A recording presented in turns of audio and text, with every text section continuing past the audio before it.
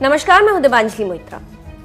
भारतीय शूरवीरों की कहानी और वीरता की गाथाएं भरी पड़ी हैं, जिसके बारे में जानकर आप दंग रह जाएंगे और हैरत में पड़ जाएंगे कि हमारे पुरोधा ऐसे भी थे।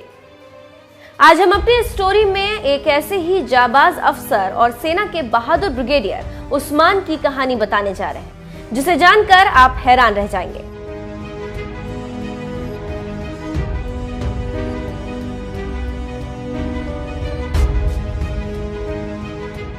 क्या कोई भारत का वीर सपूत अपनी भारत माता के लिए ऐसा भी कर सकता है?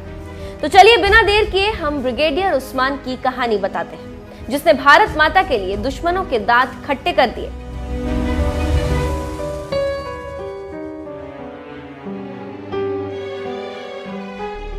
जी हां, भारतीय सेना में एक ऐसा जाबाज अफसर भी था जिसने अपने शौर्य और पराक्रम के बल पर दुश्मन पाकिस्तान के दांत तो खट्टे किए ही, इसके साथ ही साथ देश की एकता और अखंडता की मिसाल भी दुनिया के सामने बहादुरी के साथ पेश की। मोहम्मद उस्मान का जन्म 15 जुलाई 1912 को तत्कालीन ब्रिटिश भारत के संयुक्त प्रांत के मऊ जिले में हुआ था। जैसा कि होता रहा है, हमेशा से पिता अपने बेटे के लिए काफी फिक्रमंद होता है, तो ब्रिगेडियर उस्मान के पिता मोहम्मद फारूक भी फिक्रमंद थे और चाहते थे कि उनका बेटा सिविल सर्विस की पढ़ाई करे। लेकिन मोहम्मद उस्मान को तो सेना में जाना था। इसी कारण महज 20 साल की उम्र में ही उस्मान ने रॉयल मिलिट्री एकेडमी में दाखिला ले लिया। उस्मान आर्मी अफसर बनने के लिए देहरादून रवाना हो गए और वहां 3 साल का कठिन प्रशिक्षण लिया। फिर ट्रेनिंग खत्म होने के बाद ब्रिगेडियर उस्मान की पोस्टिंग 1945 में बलूच रेजिमेंट में हुई।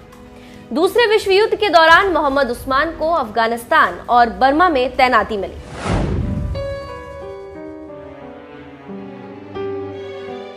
इसी दौरान एक घटना घटी और देश का बंटवारा हो गया। जब देश का बंटवारा हुआ तो सेना भी बंट गई। इसी तरह से बलूच रेजिमेंट पाकिस्तान के हिस्से में आई और इस तरह ब्रिगेडियर उस्मान को भी पाकिस्तान जाना पड़ता। लेकिन भारत का प्यार दिलो दिमाग में ऐसा छाया था कि वो भारत में ही रहना चाहते थे। इस वजह से उस्मान ने फैसला किया कि वो भारत में ही रहेंगे।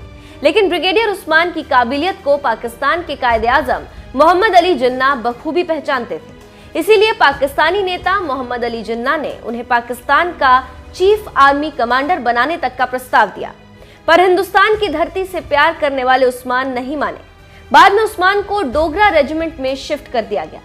भारत पाकिस्तान युद्ध में पाकिस्तानी घुसपैठियों ने 25 दिसंबर 1947 तक झनगढ़ नाम के इलाके पर अपना कब्जा जमा लिया।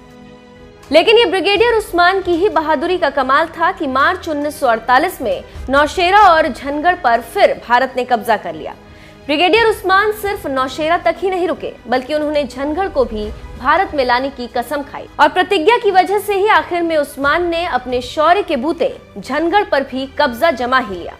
लेकिन दुर्भाग्यवश 3 जुलाई 1948 को झनगढ़ में मोर्चे पर तैनाती के दौरान एक तोप के गोले की चपेट में आने से भारत का शेर ब्रिगेडियर उस्मान शहीद हो गए। उनके मरणोपरांत नौशेरा की भारत में वापसी और इस अभियान में उस्मान की अहम भूमिका के कारण उन्हें नौशेरा का शेर का खिताब मिला। यहाँ पर एक और बात बताते चले कि ब्रिगेडियर उस्मान को मरणोपरांत महावीर चक्र से नवाजा गया।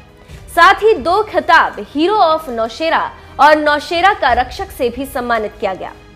ब्रिगेडियर उस्मान को राजकीय सम्मान के साथ नई दिल्ली स्थित जामिया मिलिया इस्लामिया कब्रगाह में दफनाया गया। अंतिम संस्कार में तत्कालीन प्रधानमंत्री जवाहरलाल नेहरू और उनके मंत्रिमंडल के तमाम नेता शामिल हुए। तो आप समझ सकते हैं कि ब्रिगेडियर उस्मान किस तरह के बहादुर थे, जिसने दुश्मन पाकिस्तान की बखिया उधेड़ दी। और यही कारण है कि भारत आज भी उनकी वीरगाथा को याद और सलाम करता है।